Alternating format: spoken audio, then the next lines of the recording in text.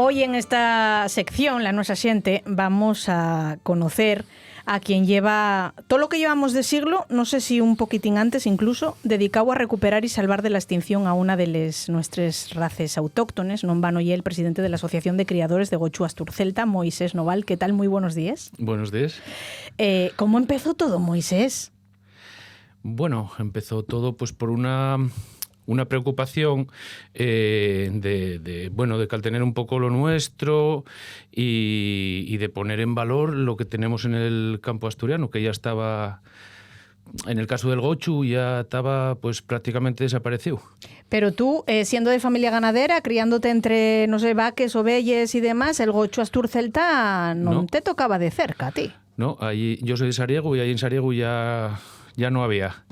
Sí que, o sea, falando con paisanos viejos de allí de la zona, una vez que pues eso, que me empecé a interesar por esta raza y tal, falando con paisanos viejos de la zona, lo que te dabas cuenta y es que ellos sí que lo habían conocido. Y claro, ellos allí decían el gochu de la orella llarga, el chambergu, o el tebergano también. Tebergano. Sí. Y lo que pasaba, y como que decían, no, ese gochu para criar un corripa da mucha grasa. Decían los paisanos viejos. Y es verdad, este gochu es más de... Está adaptado para que te suelto, para criarlo en extensivo, en libertad. Entonces, nosotros ya de mano, desde que empezamos con la asociación y ya empezó a haber ganaderos tal, pues decidimos criarlo siempre en libertad. Y entonces ahí sí, tenemos al final un producto de una calidad espectacular. Pero cuéntame una cosina, anda. Bueno, cuéntalo a los oyentes porque la radio tiene mucho que ver en esto. Sí.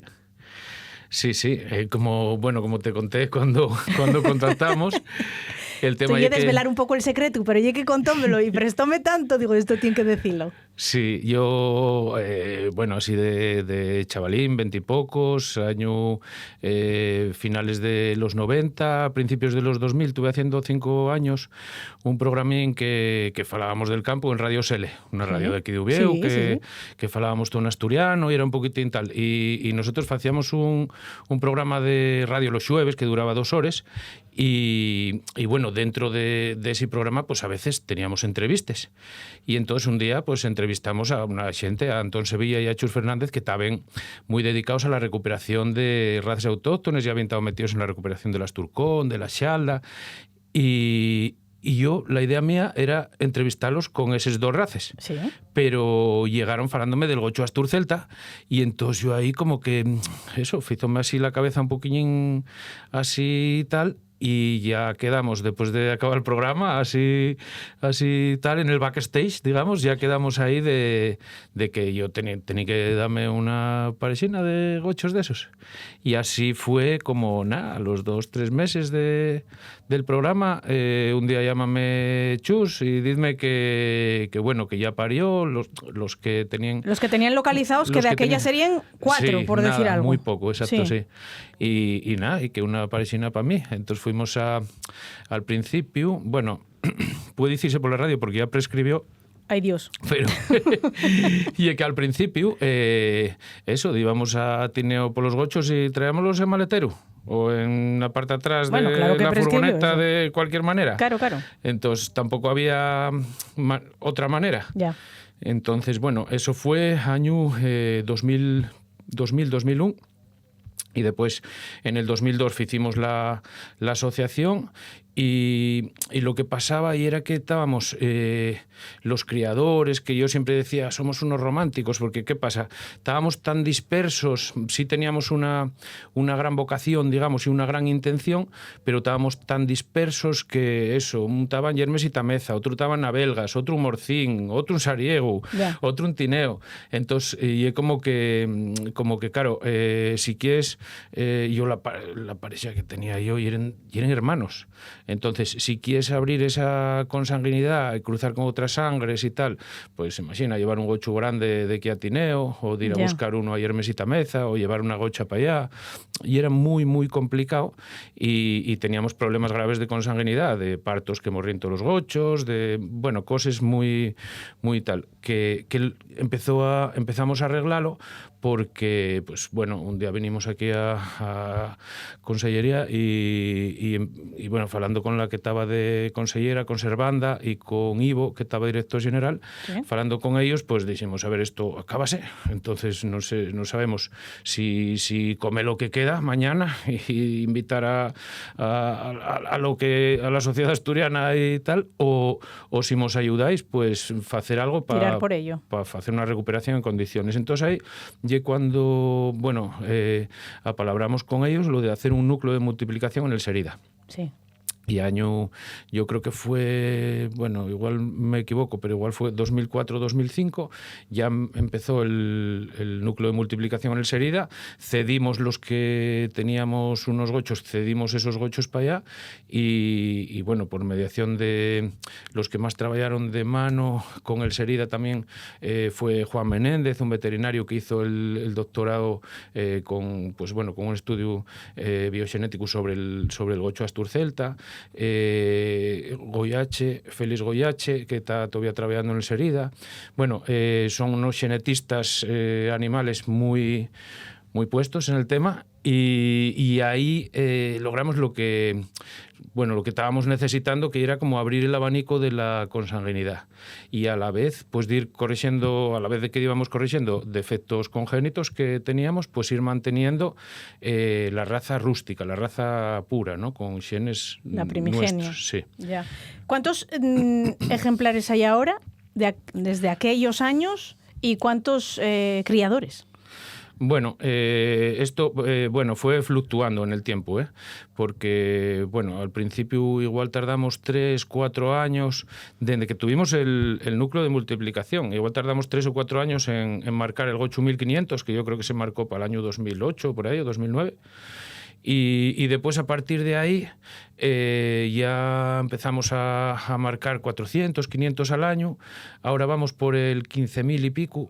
Ya estamos llegando a 16.000, pero vivos habrá unos 400, entre 400 y 500 reproductores.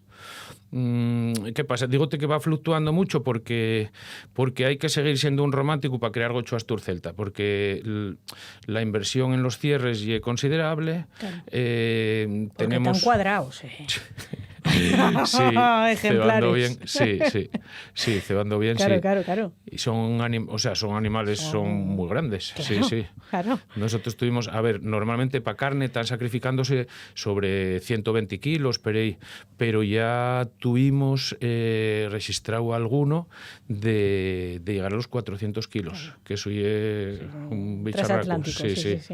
Entonces, eso, ahí estamos. El tema, lo que te decía, de la fluctuación, de los altibajos que hubo en el mantenimiento de los ejemplares y de los criadores, y porque eso, hay que hacer una buena inversión y no lleve una cría que sea rentable a corto plazo. Un gochu, pues eso, tarda en ponerse para matar 1 año, los otros gochos normales pues tardan 5 o 6 meses. Una serie de cuestiones. Este gocho come bastante, además como lo tenemos suelto por el prau, pues tarda en poner kilos y no es tan rentable como otras razas. Después tenemos el tema, al hilo con los otros 2 entrevistados de antes también, nosotros tenemos un tema que en la PAC sí que, o sea, hay unas ayudas que te dan por animal en extensivo, en el caso nuestro, perdón. Y después hay otras ayudas que te dan por el terreno, ¿no? Sí. Nosotros, en el caso nuestro, el gochu va asociado al silvopastoreo, que llega al pastoreo en el monte, en zona forestal. Sí. Y lo que pasa, ya te lo dirá Joan después el próximo programa, pero lo que pasa con el terreno forestal es que no entra en las ayudas de la PAC, porque ellos entienden que el terreno forestal tapa madera y que no se puede combinar con ganadería. Sí. Esa es una de las peles que tenemos, por eso hago referencia a los dos antes entrevistados, uno por esto, que ya nos dirá, y otro porque el anterior también decía, Alberto, que claro, que tenemos muchas realidades dentro de Europa, tenemos muchas realidades y dentro de España también, y claro, una de las nuestras realidades y es que nosotros sí que podemos aprovechar la zona forestal. ¿Qué pasa? Por ejemplo, en Extremadura la dehesa, lo que pasa es que tiene una densidad forestal mucho más pequeña que la densidad que tenemos aquí, pero la dehesa son prados con mucho árbol, con mucho arbolado. Entonces, bueno, nosotros una de las peles que tenemos y que nos reconozcan esos terrenos como, pues bueno, eso, unas ayudines venían bien porque harían más rentable la cría del gochu. Quedámonos sin tiempo, tú que vienes de radio, voy a pedirte nada, Sí. casi en 5 segundos, vaya final de año que tuvisteis con el tema de... Sí, un susto enorme. ¿Y sigue? Llevamos un susto. Sí, qué? ahora estamos un poquillo más tranquilos porque parece que está muy acotado. Vean. Como, a ver, el que no haya noticias es una buena noticia. Ya, eso porque eso, tienenlo bien acotado dentro de ahí, pero sí que seguimos, o sea, no paramos, seguimos trabajando en ello, tenemos reuniones, tenemos cosas, por culpa de que sí que estamos así, con las orejas de pica, como digo yo, porque al final lo que pasa es que si llega... o sea, hay una catástrofe todos estos años que tal son todos los años trabajados igual sí. Ya, bueno, Así esperemos que no, vamos a cruzar los dedos. Sí. Mil gracias, Moisés, por venir y mil gracias también a toda esa gente que está peleando día a día, trabajando con esos mamotretos de animal Sí. Y solamente por eso, por caltenelo en el tiempo y que no se pierda algo que ya tan nuestro como el gocho Astur Celta. Un abrazo Sí. y muchas gracias. Pues un abrazo a vosotros y muchas gracias a vosotros por el reconocimiento. Gracias. De Campo y Mar, con Virginia García Fuello.